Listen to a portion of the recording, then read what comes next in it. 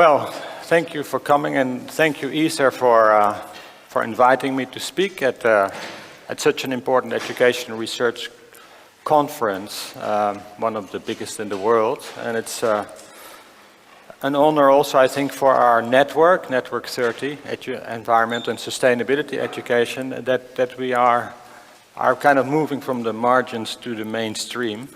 And I think that is timely. And what I will be talking about today, I think, is also, in a way, representing much of the thought that has gone into that network over the last, 6-7 years. And in a way connects historically to other fields that lead up to education for sustainability, environmental education, and way before nature conservation education. And we see today, I think, a kind of convergence of all kinds of what I would call planetary educations, from Earth education to human rights education, peace education, biodiversity education, water education, health education. There are all these educations representing existential concerns. And I think it's important that this question, whether education can or should save the Earth, is being addressed at this conference. What I try to do is to capture some of the thinking that has developed over the last few years, not just at Wageningen University, but also at other universities that I've been working with, the University of Gothenburg, primarily in the last 5 years, and in the future with the Norwegian Life Science University, where we're doing some work on whole school approaches. And it's not a lot of time. I do think it's good to kind of engage people, so I did bring some toilet paper. And it's not just in case this is a very shitty talk that we have plenty of paper. In that case, it's also very welcome. But I will introduce the toilet paper in a few minutes. So, okay, to start off, Wageningen University is a life science university, so I thought I would start with a question that, just to kind of get you active after coffee. And there's a statement here that if we want to feed the world in 2050, with maybe, probably, likely 9 billion people on Earth, then the use of genetically modified organisms, GMOs, will be necessary. Who would say, yeah, that's reasonable, that's likely? And I kind of agree with that statement. Yeah? So, yeah, you can be more convincing in the hands. I saw maybe 10 hands. That's not so many. Who would say, no, it's not necessary? Yeah, it's quite a kind of selective crowd, I can already tell. And who would say it's a typical question of today? There's no clear answer to this. All right. Now, just to get into this a little bit and to show the kind of the ill-definedness of some of these issues, but also showing that sustainability is really a continuous learning journey, we can have a quick look at this. There are those who would say, well, actually, we already produce enough food for 9 billion people today, but we throw away 1/3 of our food. So if we would just fix that, then we could already feed the world. And so it's not about genetically modified organisms, which some think is controversial. Others might say the problem really is that we eat too much meat, and especially beef and red meat is taking up so much space for growing plants that we can also eat, that if we would shift our diets away from animal protein to, say, plant protein, some say even insect protein, then we could solve that problem too. So it's a change in the way we eat, our diets. That would also feed the world. Others would say, no, we need to make our current agricultural system more efficient by using smart technology, drones and precision agriculture, the high-tech approach. Then we can feed the world. We don't need GMO. We can just optimize the systems that we have. Again, others talk more about what you might call a food movement that has to do not just with efficiency and technology, but it has to do with food sovereignty. It has to do with how we share food. It has to do with cultural aspects of food. It's basically saying that, well, we have in the world at the moment 1 billion people who are malnourished, undernourished, have poor nutrition, and we have almost 2 billion people who are overweight. Too many calories, bad calories. So there is kind of something there that we need to work on. And there are also those who say, well, we need to increase food literacy. People need to become more aware of how food is connected to larger issues like climate change, to animal well-being, and that requires certain literacy and education. That plays a big role in that. So you can see this question can be approached in many different ways. And there are many questions like this. So some would say that sustainability, sustainable development, it means so many things, it means nothing at all. It is hopelessly ill-defined and not a very useful concept for education. Others would say, no, that actually makes it's attractively vague. You need to embed it in a context, you need to give it meaning. All these questions behind me, they may not have one universal answer that is valid all over the world, but it will have a best answer given where we are, where we ask the question, given what we know today, fully realizing that it might be different tomorrow, that our knowledge changes, the world changes. So it's a continuous journey, a quest towards a more equitable, a fairer, healthier world. And maybe it is more the journey than the destination. So it is a process, and we need to engage people in that process in a meaningful way. It is a process that does need a kind of moral compass. Because if we don't care about the future of humanity, the future of other species, the future generations, if that's not a concern, then this doesn't mean anything. So in the end, it has to do also with values and ethics.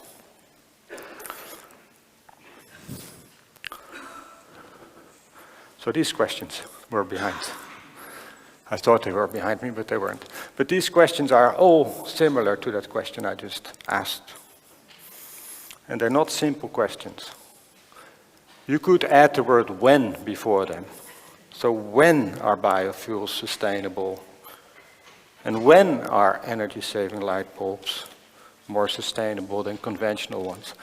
That type of question generates more conversations and dialogue. Of course, we also must be aware that there is a lot of confusion and doubt around these issues. And sometimes that doubt is cultivated. Intentional doubt to keep us from maybe seeing the real causes of some of these problems that we are facing today, to distract us from what needs to be done, to give us a false impression that all will be well and that there is no need to transition away from fossil fuels, for instance.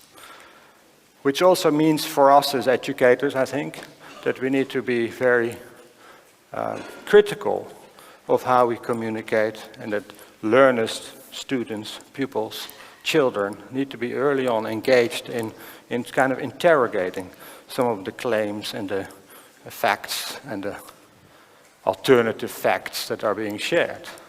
The European Union has a project that tries to do this, Beyond Fake News, where we learn to distinguish between things like clickbait and propaganda and the cookies we accept and the things we have to sign off on. Like this, just now I had to sign a paper before I gave this talk, waiving some of my rights, I don't know. So this is something that we also need to be thinking about. How do we develop this critical media literacy around some of these existential issues around biodiversity loss, climate change, migration, loss of democracy. And this cultivated doubt is something we need to be very conscious of in our society today. And there's also what you could say, genuine or real or justifiable doubt that is a result of all the confusion that we create in a way for ourselves. This is an example of that. All the logos, the different kinds of logos, qualifying food in terms of whether it's healthy or fair or sustainable or organic. What's behind these logos? What logo can we trust? Who decides? These are questions that are difficult and not always easy. There's kind of a saturation of this kind of information. So how do we help citizens? I don't like that word consumers. In a way, consumers is a way of framing people as if we are on the earth to buy things and to consume things. And that is a kind of I think, a very narrow way of conceiving of humans. So let's talk about citizens and try to forget consumers as a way of framing who we are. So we live also in a world where people try to influence opinion and how we think, not so much by maybe fact, but much more by who has the loudest voice, who has access to social media, who has the most followers, who can be the most clever in short tweets. And that is influencing more and more how public opinion is shaped today. And this is a concern I think we need to be addressing, as democracy is also under attack at the moment. And we do know that there's still a lot of what you might call fake democracy, where we do try to get people's input, but in the end, it is those who are in power who make decisions. And this is something that we need to, when we talk about sustainability, we also talk not just about the decline of global ecosystems, the loss of biodiversity, climate change, rising inequity.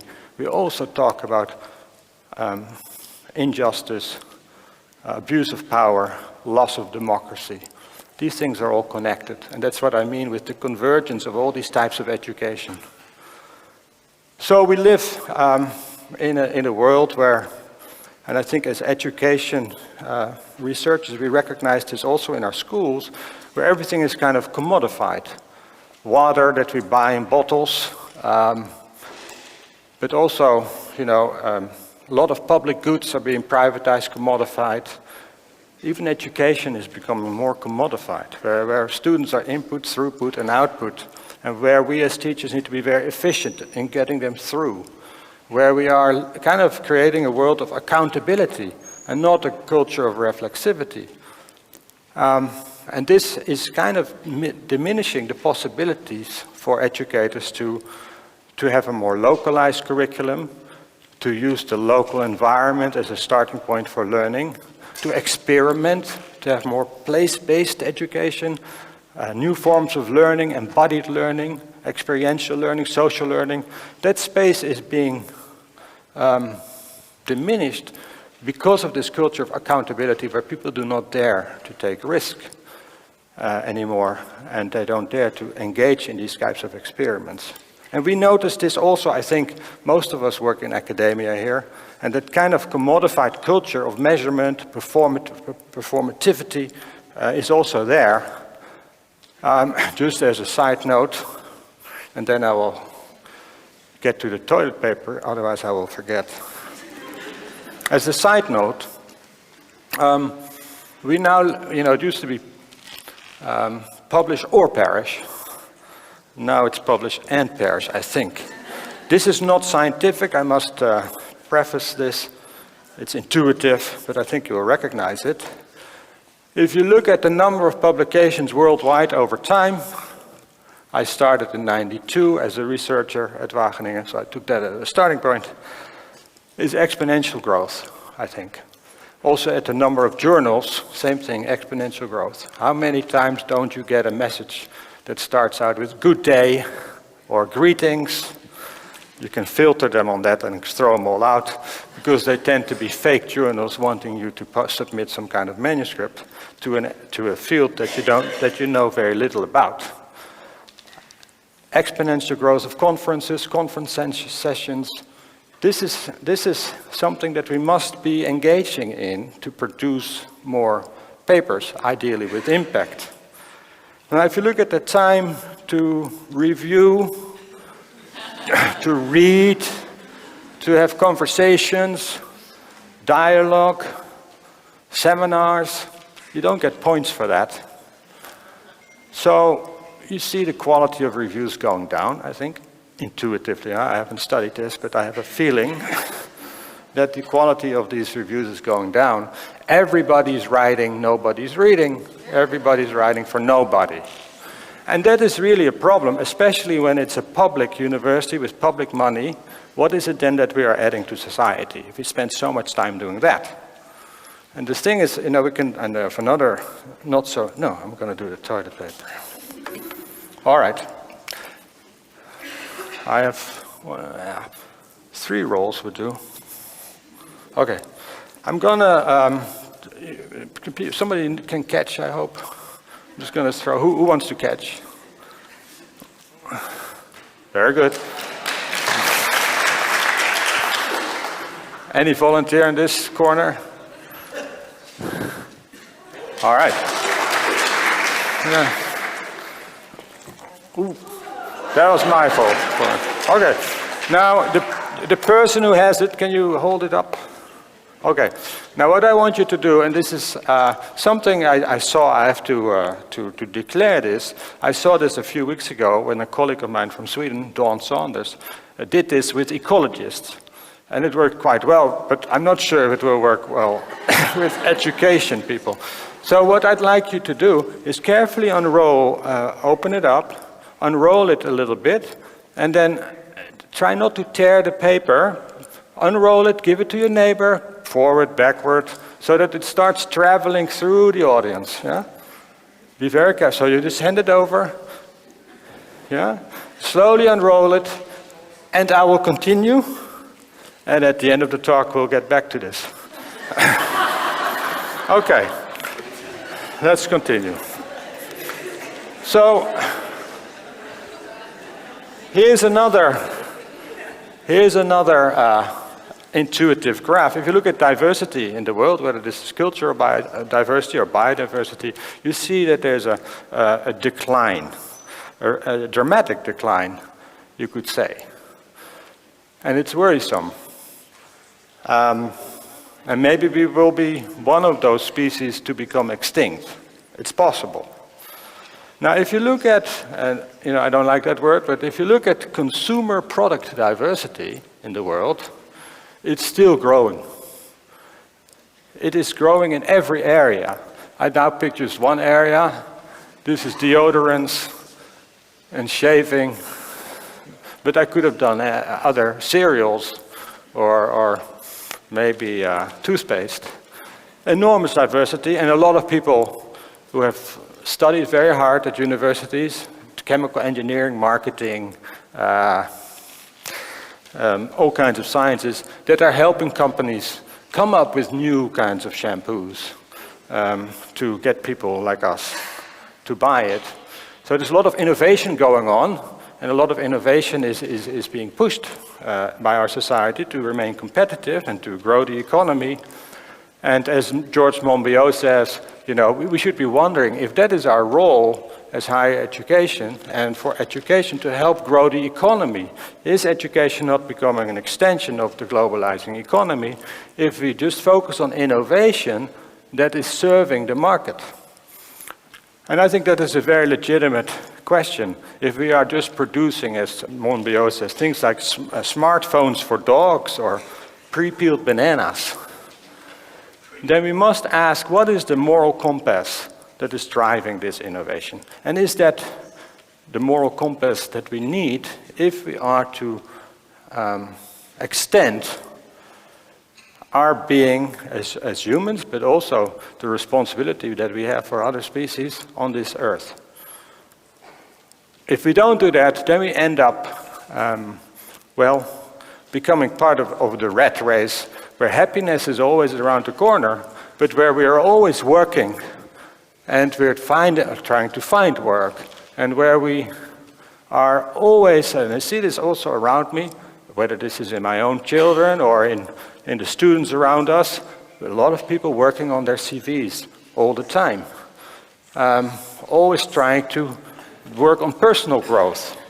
You cannot just be, you must always become something else. You cannot just be in a place, you must always travel to another place. You cannot be happy where you are or who you are. This is an interesting, something to think about. Can we continue to grow personally too?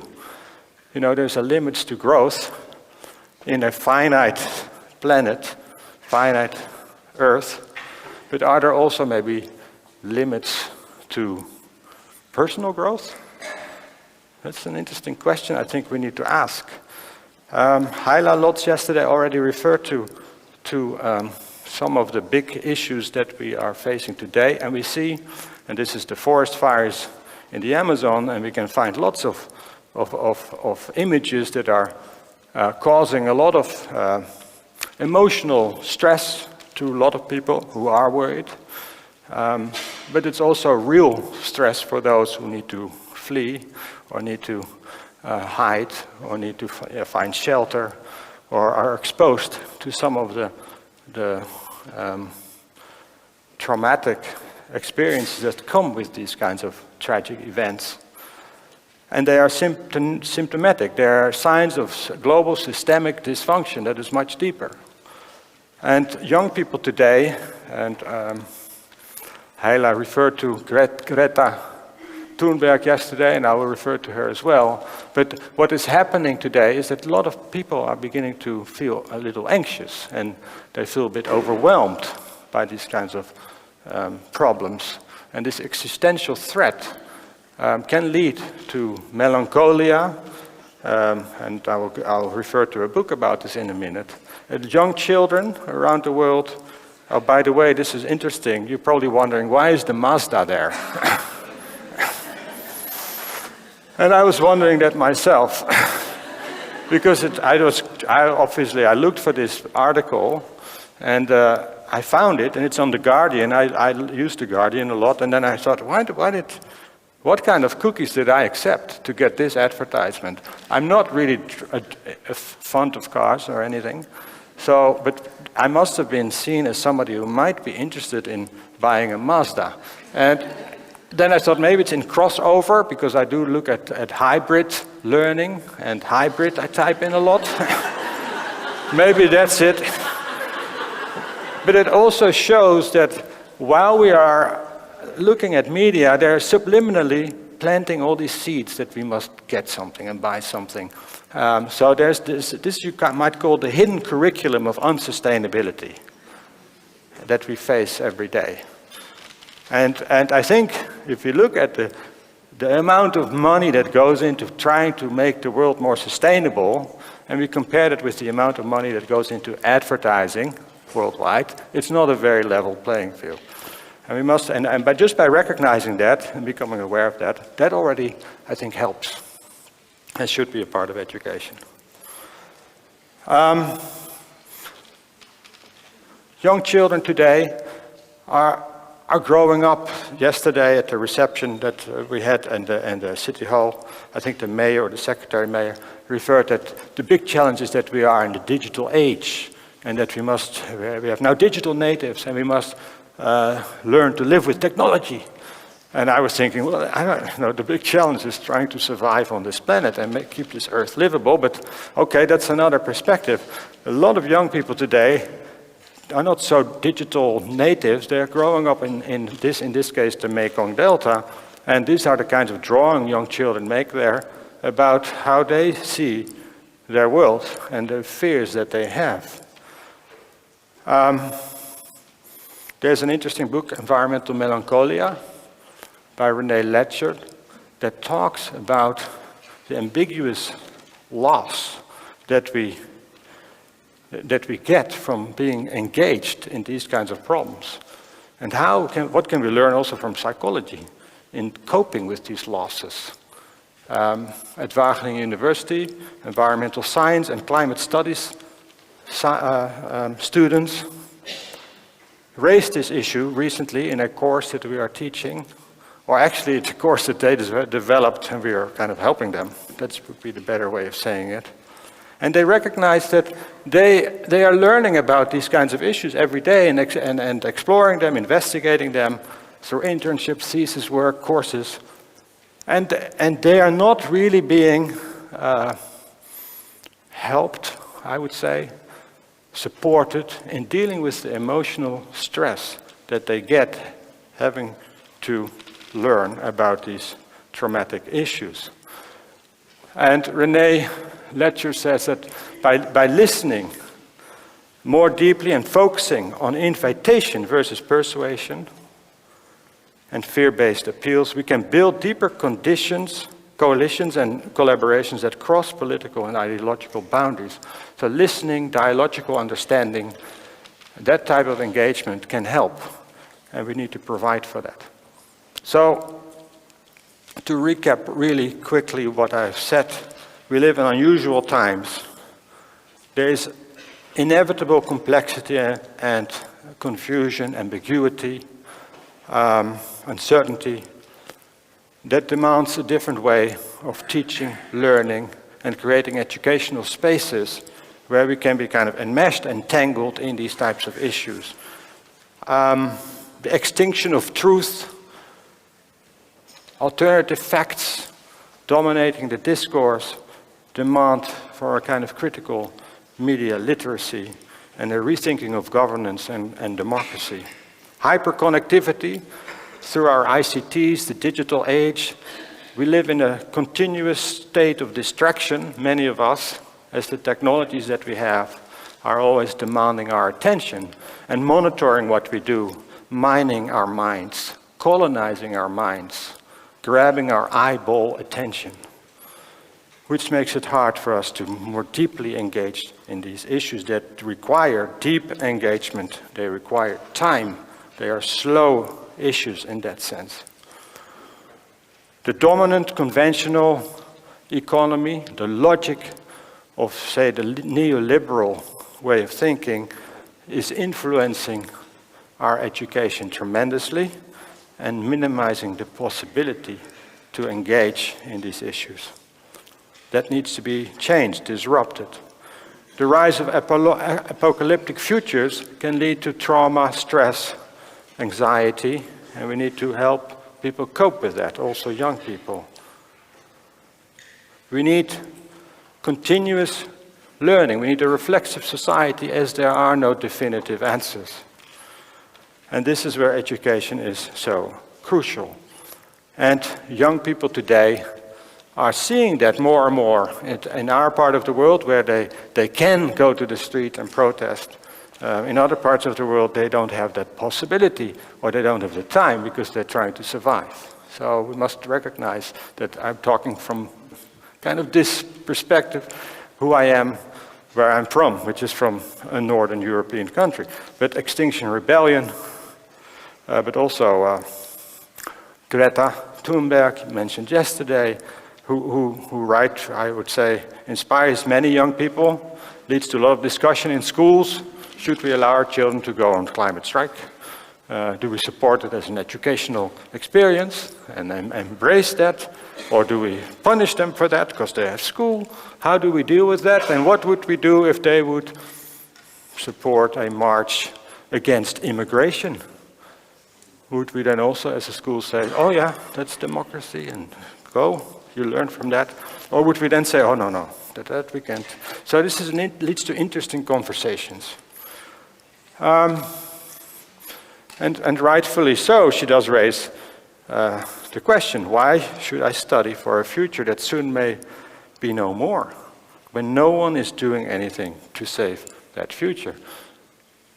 So young people today, I think, will be living on this earth longer than most of us will.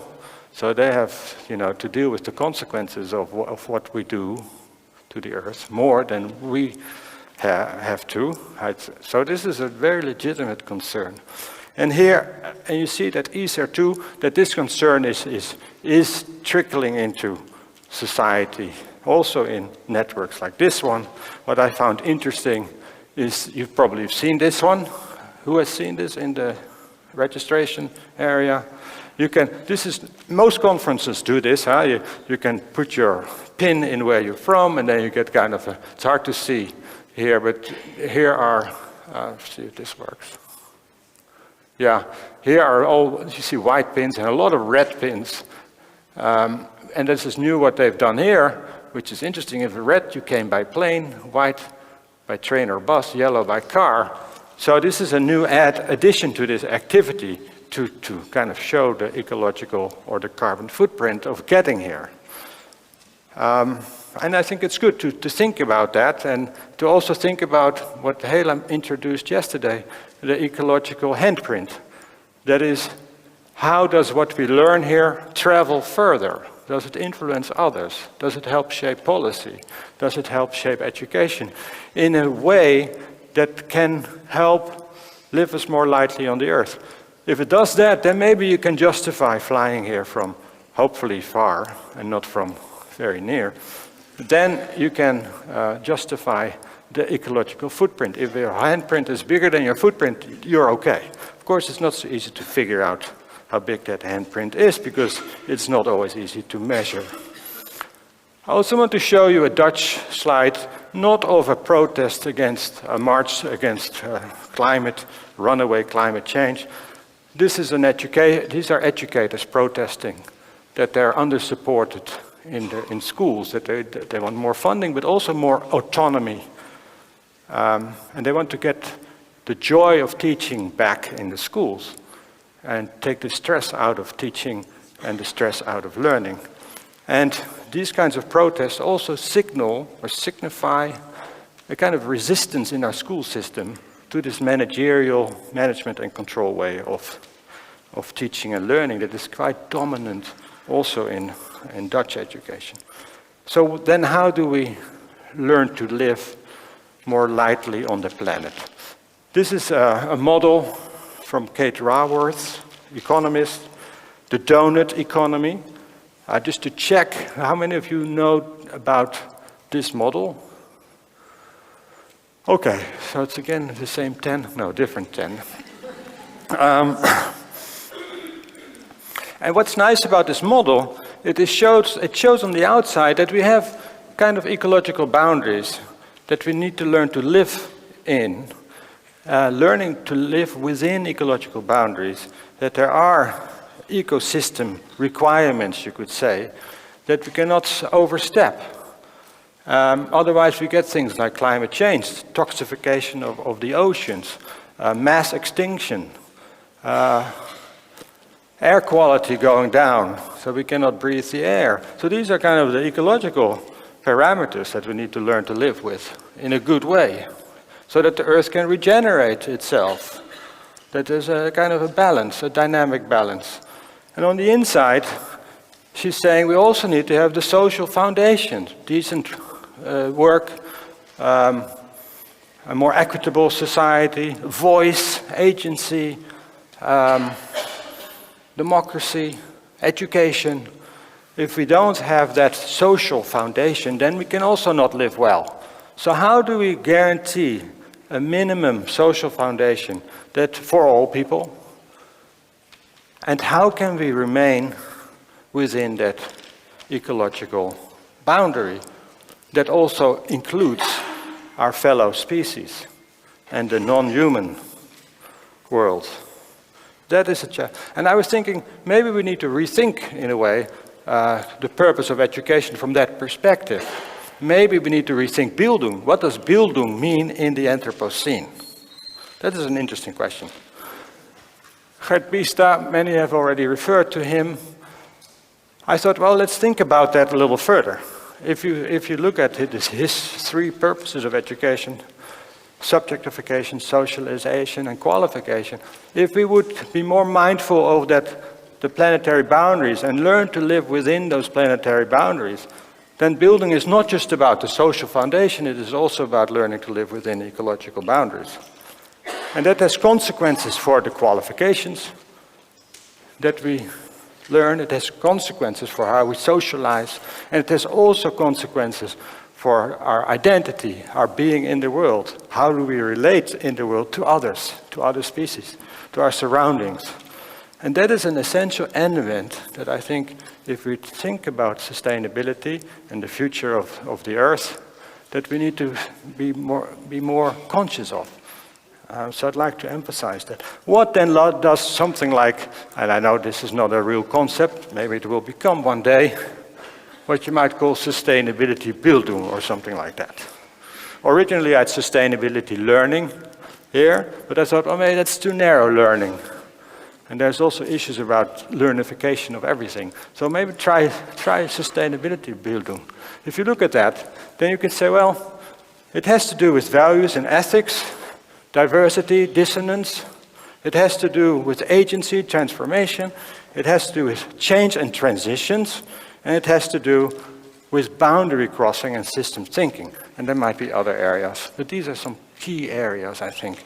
And if you look quickly at some of these, you could say, well, this diversity and dissonance, I think we all know as educators that diversity and dissonance are triggers for learning. If we only hear or listen to the people that we know already what they are thinking, and like-minded people that we are comfortable with, then we're not learning as much as when we're exposed to people who have very different ideas. Scott Page has done a nice book about the difference, and he shows how diversity can create healthier communities, organizations, societies, and that building, it does require building social cohesion and trust among people who have different backgrounds. Otherwise, the diversity can become a problem, which we have also plenty of examples of in today's world. So diversity is a lever for sustainability. Then change and transitions, that's important because do we optimize the kinds of systems that we have, the kinds of routines and habits that we have developed, and we say, well, there's nothing wrong with the industrial agriculture that we have today. We just need to make it more efficient. We need to optimize it. We need to include external costs better. We can work within that model. There's nothing wrong with that model itself. We just need to perfect it. Or do we say, no, the values and principles upon which agro-industrial industry is based need to be challenged, need to be questioned. We need to think about maybe other kinds of values of solidarity, of communal sharing, of regeneration. And that requires a different way of organizing things. So it's a transition towards something very different.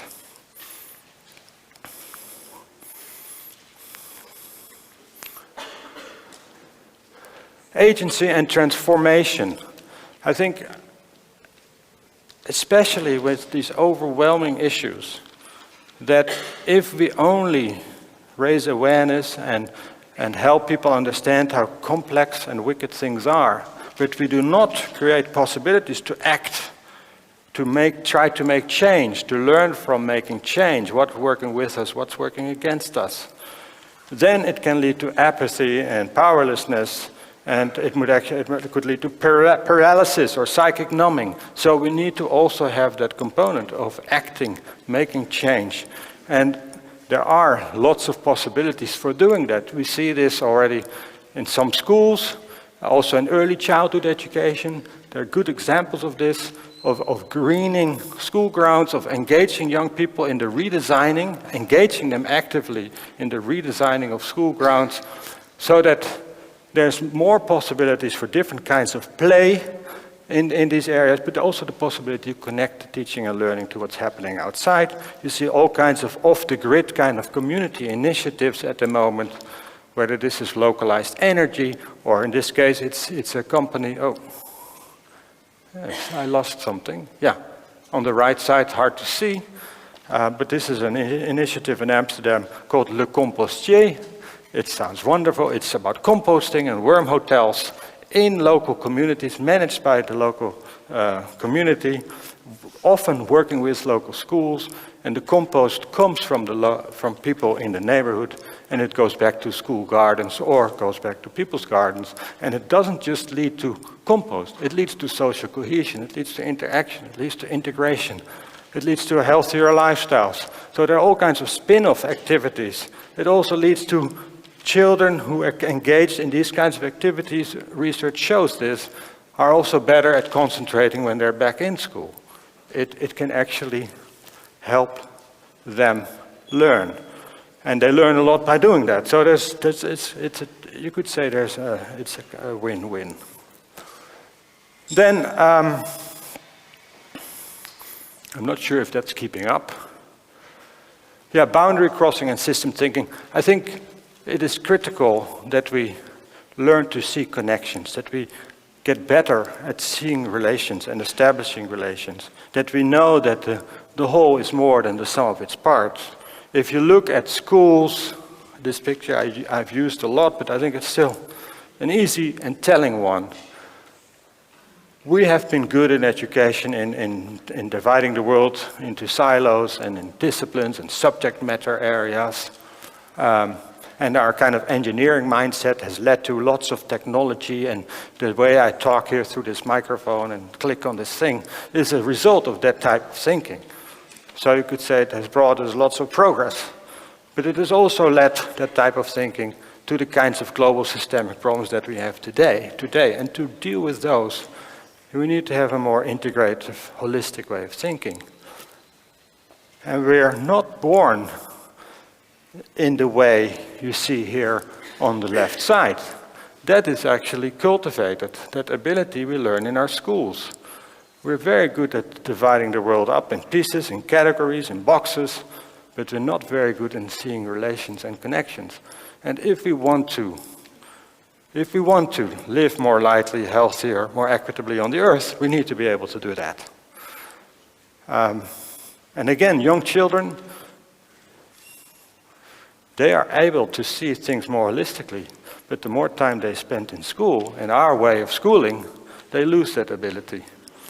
And it's similar to other qualities. Frans de Waal, primatologist, also shows that we are in a way born with empathy, but often in many school systems where there's a lot of attention for individual growth, competition, excellence, we kind of lose empathy.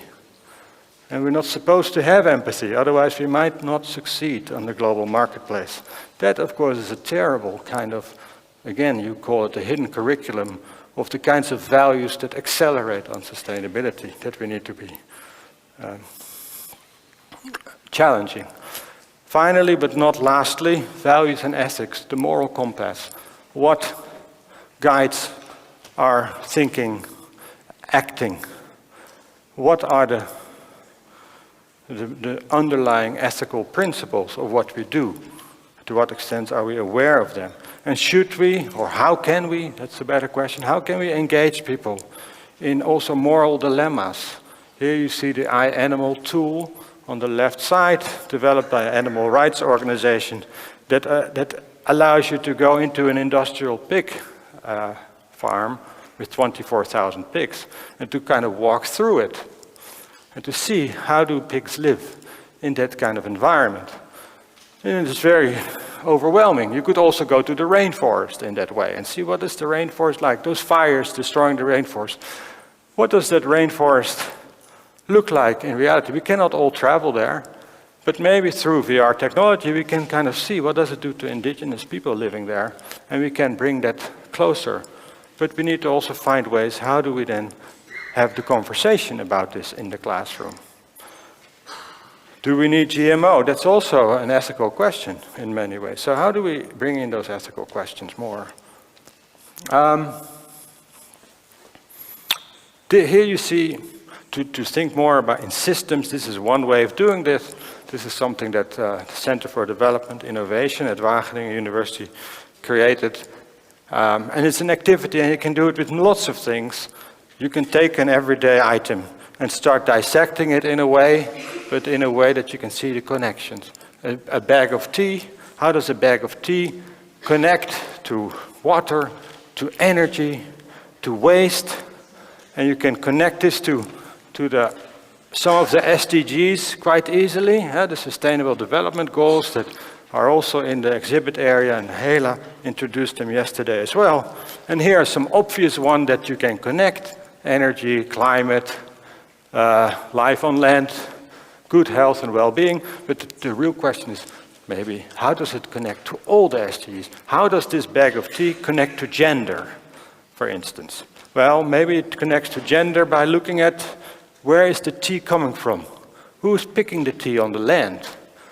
What kind of salary is being made? Is there equal pay? So all the SDGs have something to do with this bag of tea. In some ways, the whole sustainability challenge is wrapped up in this bag of tea, or in your cell phone, or in any item around us. We can ask what's in it, where does it come from, who's involved in it, what does it do to how we live, are there alternatives? And that's really critical to also ask that question. Are there alternatives, concrete utopias, was mentioned yesterday as well. Toilet paper. I put that in as a cue. We have to be quick. Where is the toilet paper? Can we kind of lift the toilet paper? Yes. Okay, everybody have a look at where the toilet paper, how it traveled. Okay, where's the roll, the beginning? Who has the beginning? There's the beginning. And who has the end? Okay, the person at the end. Where's the end person? You keep your hand high, yes. Okay, now this toilet paper, typically toilet paper has between 100 and 200 sheets. Yeah? This is German toilet paper. I didn't count. But let's assume it's 100 sheets, right? Now, let us assume that each sheet is 1 million years in time. Yeah? Then we have here 200, how many million? We have 20 sheets, 200 million years. From the beginning, 200 million years, that's about the Jurassic period when the dinosaurs were roaming, right? Now, the one who has the last piece, can you tear off that last piece? Yeah, just rip it off and hold it up. Yeah. Okay, that is 100,000, the last 100,000 years. We are part of that. Yeah. So of that whole roll, that is the last 100,000 years. And if you tear off just a little bit of that at the end, that is, so in the 100,000 years, by the way, is when we have Homo erectus, Homo sapiens, life on Earth is unfolding. And this is about how long humans have been on the Earth. And only in the last little bit of that piece of toilet paper is when humans starting to overstep ecological boundaries, and they're beginning to shape, we are beginning to shape systems that have taken millions of years to be formed in less than 100 years. This gives you kind of a sense of deep time. And the Earth is not actually that is much older, 4.5 billion years old. So we would need 22 of these rolls to kind of capture all of time of the Earth. It's one way, you could call it embodied learning, of putting in perspective and so showing some humility on the one hand, that we are a very small part of that history of the Earth, but we have a gigantic influence on its course and its trajectory. And I could have also done this activity to look at, we could go also out to the future of the toilet paper. What happens? We could dissect it like this, and we could ask the question, what happens after the flush? Where does it go? And before I'd like you, I don't want any waste today. So I suggest we all take a little piece and take it with you for lunch, or, you might need it. On average, by the way, this is a fact, we use 8 sheets per day. Just, so if you want your day's supply, then take 8 pieces. But don't leave it here. Okay, I'm going to wrap this up very quickly. I want you to, and this is an experiment, not an experiment, but I tried to kind of capture this learning space that we need to create to engage learners meaningfully in these kinds of wicked problems. One, we need to be looking at the filters that we look through to see our world. What kind of frames, perspectives, values do we have? Are they our own, or are we pushed to have them somehow? How does this influence what we see? Then we also need to think more about the language we use, the media, how they shape how we think, the technology, how it can be conducive and how it can be destructive. We also need to think about the mechanisms of learning, well beyond teaching, which is critical, but also we have peer-to-peer learning, mentoring, apprenticeship.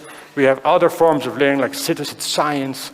We have self-learning, online supported learning. All these four mechanisms are all relevant and need to be considered when we engage people in these types of wicked problems. Then we also need to think about transformation, learning to transform, but also learning, and that's learning to make change, but learning for being and learning for knowing, the lore pillars, you could say, and of course also learning to know, but it's also learning to care. Learning to care, I think it's a missing one. That ethic of care, Nell Nodding's work, is very relevant there. And then there are the transition levers that have to do with ethics and values, that have to do with diversity, that have to do with agency and boundary crossing. And now, I know this is a bit black and white, and to try to capture all this in one model is probably not a good idea, and I tried to do that, and it looks like this. It's intentionally black and white.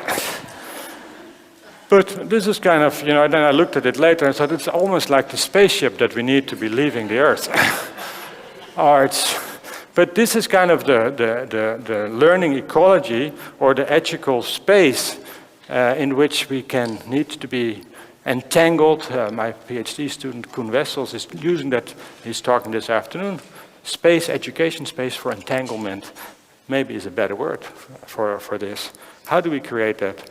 That's, I think, critical if we want to transition away from this systemic, globalized dysfunction that is driving us all to extinction.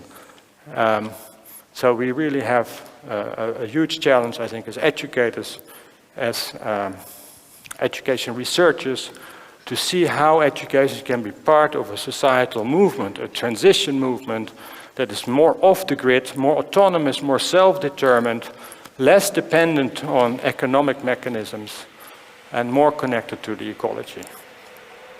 And there are lots of forms of this, varying from living labs in higher education, change labs, challenge labs, to whole school approaches, where schools are beginning to use the local environment.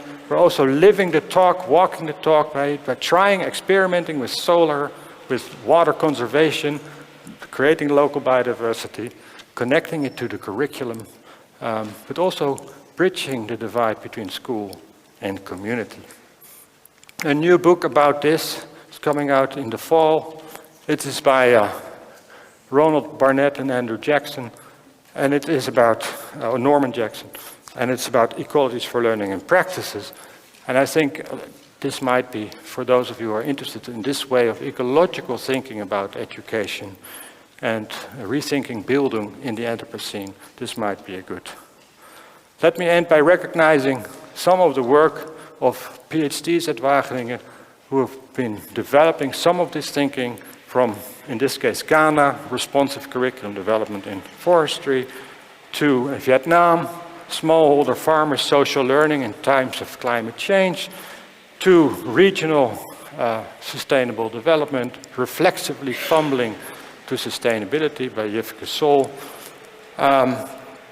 In Colombia, communities, intentional communities, eco-villages, trying to develop alternative ways of living that are more responsive to changing, systemic change. And finally, values-based indicators, Ashley J. Brockwell, and the last one submitted yesterday, The Transgressive Gardener by Thomas McIntyre. These are all interesting works, and there are lots of other interesting works coming out of the T-Learning project that was mentioned yesterday, that is beginning to develop a body of research that is investigating this type of learning and this type of transition in education. These are some not closing comments. They are, I would say, conversation starters that we can talk about more, but I know that it is time, I think, to do a little bit of exercising, so I don't want to repeat that, but these are some of the key, I think, messages that we need to be talking about, that we need to have conversations about, and hopefully in Glasgow, this will be continued, this conversation, and it's nice to see these conversations also happening in other networks than our own. And I feel the pressure now. Don't forget the toilet paper. Thank you for listening, and you can be in touch.